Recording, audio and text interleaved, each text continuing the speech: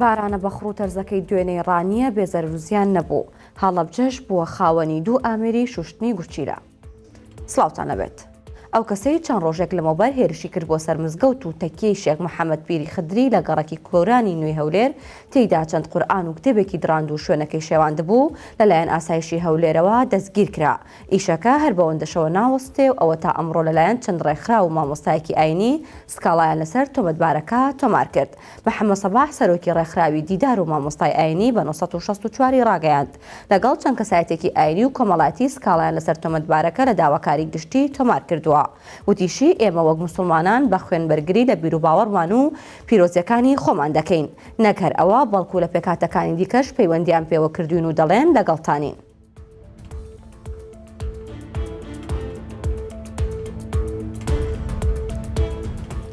خۆگەروی هورمز لای ئێمەدا نەخراوە تا لێرە غاز نەبێ و ئەو خەڵکە تووشی ئەو هیلاکێ دەکەن. ئەمە قسەی هاوڵاتێکی خورماتوە بۆ 1964 کە بە دوای پەیداکردنی غاز بۆ ماڵەوە ماندوو بووە. بڕیاری بە ئەلکترۆنیکردنی دابشکردنی غازی ماڵان لە خورماتوو بۆتە سەر ئێشە و لە جیاتی ئاسانکاری بۆتە قەیران و سیستەمی لە دابشکردنی بەسەر هاوڵاتیاندا. سەرۆز محەممەد یەکێک لە بریکارەکانی دابشکردنی غازە و بۆ 1964 ئەمڕۆ وتی بڕیارەکە دراوە، بەڵام ئامێری خوێندنەوەی کارت بۆ ئێمە دابین نەکراوە.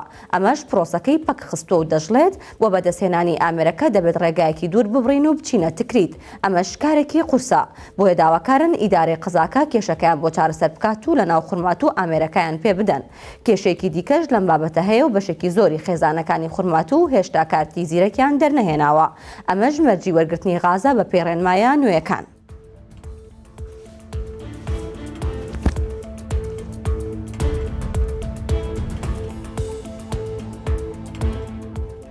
وڵاتیانەی هەڵەبجە و دەوروبەری کە نەخۆشی گورچی لەیان هەیە و دەبێت زوو گورچی لەیان بۆ بشۆرێت ئیتر خەمیان کەم دەبێتەوە، چونکە ئەمڕۆ دوو ئامێری شوشتنی گورچیلە لەلایەن سێ ڕێکخراوی خێرخوازیەوە بۆ پارێزگای هەڵەبجە دابین کرا. هەروەها دوو ئامێری دیکە کە لەلایەن تەندروستی هەڵەبجەوە دابین کرابوو خرانە کار.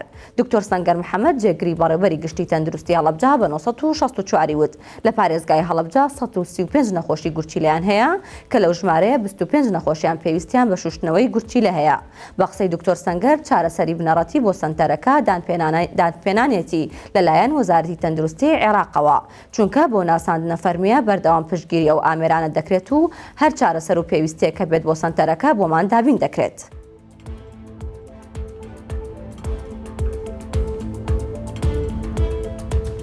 ئەو تەرزە و بارانە بەهێزەی دوێنێ لە ڕانێباری شتێکی ناسایی بوو. ئەمە ژوای کرد ئەو بچێتە ناو چەند ماڵێکە و قایمقامیش دەڵێ قەرەبوویان دەکەینەوە. ڕەسوڵ عومەر هاوڵاتێکی ڕانیە و ئاو چۆتە ماڵەکەی و بە 1964 وت دوکانمان تەڕ بووە، بەردمان بە دەرگای حەوشەوە نابوو ئەگەرنا ئاو دەهاتە ژوورێ بۆ ناو نوێنەکانمان، بەڵام ئەوانە هیچ نین با جادەکەمان بۆ چاک بکەن، قەرەبووشمان ناوێ. مەبەستی مام ڕەسوول جادەی بەردەم ماڵەکەی بوو. ئەو دەڵێت وا چاک نەکراوە لە کاتی بارانبارین ئاوەکە بە باشی بڕات و ئاوە ڕۆزێرابیان مەزبوط نییە.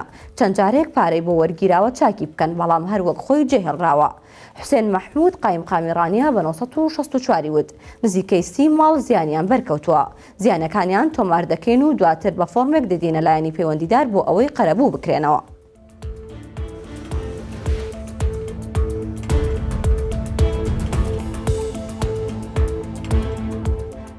بەڵە بەڕێزان سەرنجتان بۆ هەواڵێکتر ڕاکێشمە ماڵپەڕی 1964 ئەویش ئەوەیە کە دەزانی ئەمساڵ بارانێکی زۆر بە خوڕباریوە وای کردووە لە زۆربەی شوێنەکان کانیەوەکان بوو بژێنەوە. یەک لەو شوێنانە ناوچەی ئاکۆیانە لە قەزای ڕەواندز وای لێ هاتووە کە لە ناو ماڵەکان و لەسەر جادەگشتی و لەسەر جادەی قیر کانی دەبینرێت و ئەمڕۆ ئاکان پەیامنێری 1964 چۆتە لای ماڵێک کە لە حەوشەکەیانە کانی هەڵقڵاو و قسەی لەگەڵ خاوەنی ماڵەکە کردو و باز لەوە دەکات ئەم کانیە لە باو باپیرانیان بۆ ئێماوەتەوە، بەڵام هەر ساڵێک کە باران زۆر بێت و ئەکا ئاوەکە زیاد بکات و کانیەکە ببوژێت و باسیش لەوە دەکات کە لە سبەی نێو منداڵەکانیان لە ناو ئاوی کانیەکە یاری دەکەن و بەمە دڵخۆشن.